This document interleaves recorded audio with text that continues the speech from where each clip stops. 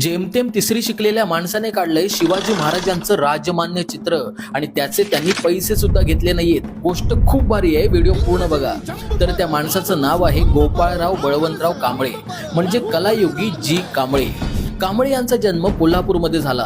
अभ्यासापेक्षा चित्रकलेत जास्त रस होता, म्हणून शिक्षण तिसरी पर्यंतच घेतलं आणि ते शिक्षणात थांबले।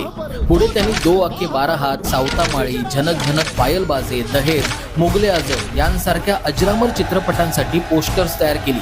मुगले आझमचं पोस्टर पाहून तर राणी एलिझाबेथ हिने स्वतःची स्वागत मिरवणूक थांबवली होती। पण भारताला जी कांबळे यांची खरी ओळख झाली शिवाजी महाराजांच्या चित्रामुळे। कांबळे यांनी सतत 5 वर्ष अभ्यास करून, ऐतिहासिक चिंतन करून 1974 साली छत्रपती शिवाजी महाराजांचं अस्सल तैलचित्र तयार केलं आणि या चित्राला शासनाने शिवरायांचं अधिकृत चित्र म्हणून मान्यता दिली। यानंतर शासनाने त्यांच्या या चित्रासाठी रॉयल्टी देऊ केली, पण त्यावर कांबळे म्हणाले की देवाचं चित्र काढण्यासाठी पैसे घ्यायचे नसतात। तर यावरून जी कांबळे यांची शिवभक्ती आपल्याला दिसते। कांबळे यांनी त्यांची कला विकली नाही, तर महाराजांच्या चरणी अर्पण केली। आहे की नाही इंटरेस्टिंग गोष्ट? तर या खऱ्या शिवभक्ताचा व्हिडिओ नक्की शेअर करा आणि अशा इंटरेस्टिंग माहितीसाठी संवाद सेतूला फॉलो सुद्धा करा।